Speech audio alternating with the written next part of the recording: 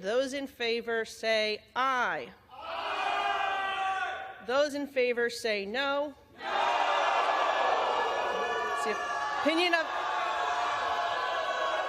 It's the opinion of the chair that the ayes have it and the resolution is agreed to. And without objection, the motion to reconsider is laid on the table. Let's watch as jubilation erupts in Congress after Ilhan Onar got finally kicked out of the Foreign Affairs Committee. Leadership and voice will not be diminished if I am not on this committee for one term. My voice will get louder and stronger, and my leadership will be celebrated around the world as it has been. Today's resolution, as it relates to Representative Onar, details 6 statements she made as a sitting member of Congress that under the totality of the circumstances disqualify her from serving on the Committee on Foreign Affairs. Thank you, Mr. Speaker. Mr. Speaker, I yield 2 minutes to the gentlelady from the great state of New York, Nicole Malliotakis. The gentlewoman from New York is recognized for 2 minutes. Thank you, Mr. Speaker. We've heard from my colleagues the reasons why the Representative Onar should be removed from this committee. But I feel like all the reasons have not just yet been stated, which is why I rise to add for the record. We've heard about the comments that were made regarding anti-Semitism and anti-Israeli views, but I rise to add to the record that as a member of the Foreign Affairs Committee, I've sat there and heard the representative actually spew anti-American rhetoric as well. I've been in that committee room where the representative equates Israel and the United States to Hamas and the Taliban. Absolutely unacceptable for a member of that committee. I've also heard the representative equate that it is the United States' fault that there is turmoil in Venezuela. That is not because of the oppressive socialist and communism that has spread throughout Central and South America and Venezuela at the hands of the Maduro and Hugo Chavez regimes. That is unacceptable. And as a New York representative, to hear the representative belittle, to try to diminish the worst terrorist attack on United States soil on September 11, 2001, as some people did something, that is unacceptable as well. And I hold the same standard for this side of the aisle that I do the other, because when another colleague on my side said something about 9/11, I also voted to have her removed from the Education Committee because I thought that was inappropriate. So I'm being consistent here, and I hope my colleagues will do the same to show that this is about consistency and accountability, because we should not have an individual with those views on the committee that is tasked with representing our country and our Congress to foreign nations. I yield back. The gentlelady yields back. Georgia seek recognition. Mr. Speaker, pursuant to Clause 2A.1 of Rule 9, I seek recognition to give notice of my intent to raise a question of the privileges of the House. The form of the resolution is as follows. Recognized. Censuring Representative Ilhan Onar of Minnesota. Whereas elected members of Congress take an oath to bear true faith and allegiance to the United States without any mental reservation or purpose of evasion. Whereas Representative Ilhan Onar took an oath of allegiance to the United States upon becoming a citizen, declaring, I absolutely and entirely renounce and abjure all allegiance and fidelity to any foreign prince, potentate, state, or sovereignty, of whom or which I have heretofore been a subject or citizen. Whereas on January 27, 2024, Representative Onar gave remarks at an event in Minneapolis in which she made treasonous statements. Whereas Representative Onar said she has spoken to many Somalians who asked her to intercede for the Somali government by pressuring the United States government into certain actions. Whereas Representative Onar assured the Somalians she spoke to, the U.S. government will only do what Somalians in the U.S. tell them to do. They will do what we want and nothing else. They must follow our orders, and that is how we will safeguard the interest of Somalia. Whereas Representative Omar continued, for as long as I am in U.S. Congress, Somalia will never be in danger. Its waters will not be stolen by Ethiopia or others. Sleep in comfort knowing I am here to protect the interest of Somalia from inside the U.S. system.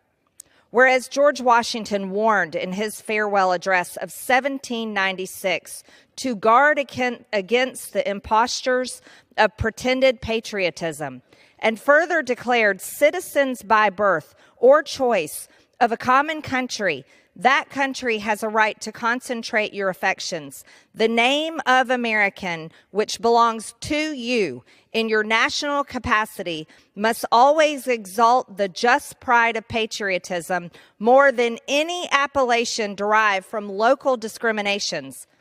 Whereas these statements by Representative Omar clearly violate the oath she took as an elected member of Congress to defend and protect the United States Constitution.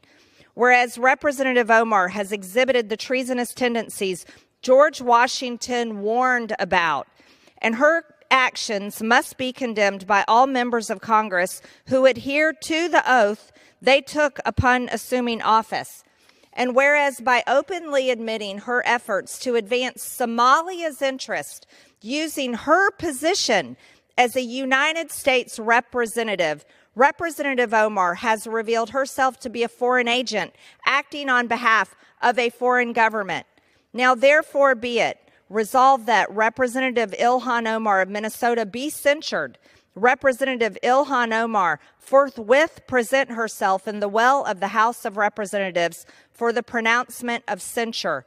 Representative Ilhan Onar be censured with the public reading of this resolution by the Speaker, and Representative Ilhan Onar be and is hereby removed from the Committee of the Budget and the Committee on Education and the Workforce. If you're tired of the media covering politics like Democrats are the only side allowed to fight back, hit subscribe, leave a comment, and stick around because this moment exposed one of the biggest hypocrisies in Washington. The removal of Ilhan Onar from the House Foreign Affairs Committee was not just another political headline. It became a direct confrontation over double standards, accountability, and the way power gets used in Congress. Republicans had been warning for years that Omar's comments about Israel, American foreign policy, and Jewish influence crossed serious lines. Conservatives argued that if a Republican had made similar comments, the media would have demanded immediate punishment, non-stop outrage, and possibly resignation. But because Onar was protected by Democrats and the media establishment, Republicans believed she kept getting a pass. And eventually, Republicans decided they were done sitting back quietly. The key point here is that Democrats already set the precedent for this kind of move.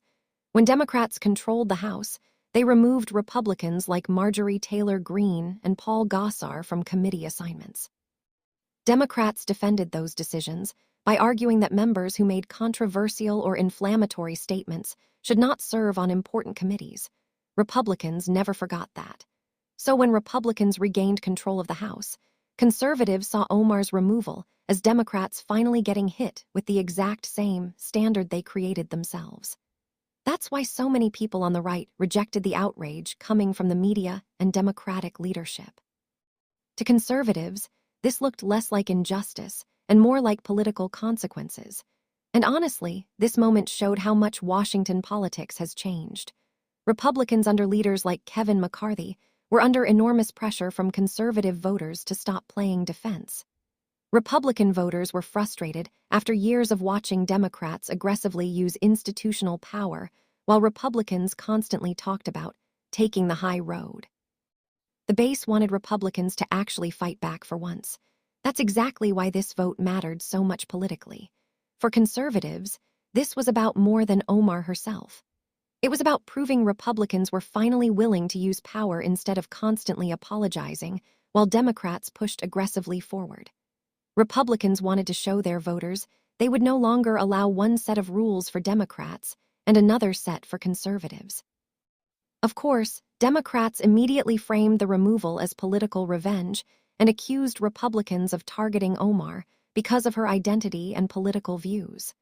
Omar herself gave emotional speeches suggesting the decision was bigger than just committee politics, but Republicans pushed back hard against that narrative.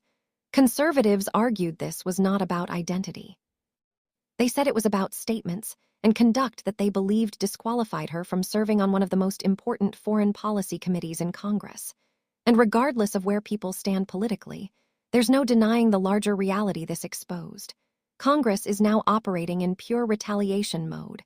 One side removes members. The other side retaliates. One side changes the rules, then acts shocked when those same rules get used against them later. And every single political escalation creates another one down the line. That's why this fight became such a massive national story. Americans watching this weren't just seeing one congresswoman lose a committee seat. They were watching the complete collapse of trust between the two parties. Conservatives also pointed out another thing the media rarely admits. Foreign affairs is not some minor committee. It deals with war, diplomacy, international alliances, terrorism, and America's relationship with hostile foreign powers. Republicans argued that members serving on that committee should be held to an extremely high standard because their words carry global consequences. And that argument resonated strongly with Republican voters who already believed parts of the Democratic Party had become increasingly hostile toward traditional American foreign policy positions. The political fallout was immediate. Democrats accused Republicans of extremism. Republicans accused Democrats of hypocrisy. Cable news exploded for days. Social media turned into a war zone, and the divide between both parties became even worse than it already was. But from a conservative perspective, this was one of the clearest examples, yet that Republicans are no longer interested in playing by rules that only seem to apply to one side. Whether people agree with the decision or not, this moment sent a message across Washington that the political era of one-sided consequences is over. Republicans wanted Democrats to understand that every precedent they create can and eventually will be used against them. And honestly, that may be the biggest takeaway from this entire fight. Modern politics has become less about persuasion and more about power. Whoever controls Congress uses every tool available. Then the other side takes over and does the exact same thing back even harder. That cycle is getting more aggressive every single year. Let me know what you think in the comments. Did Republicans make the right call removing Ilhan Omar from the Foreign Affairs Committee, or did Congress cross another dangerous line? And if you want more political breakdowns like this, subscribe and stay tuned for the next video.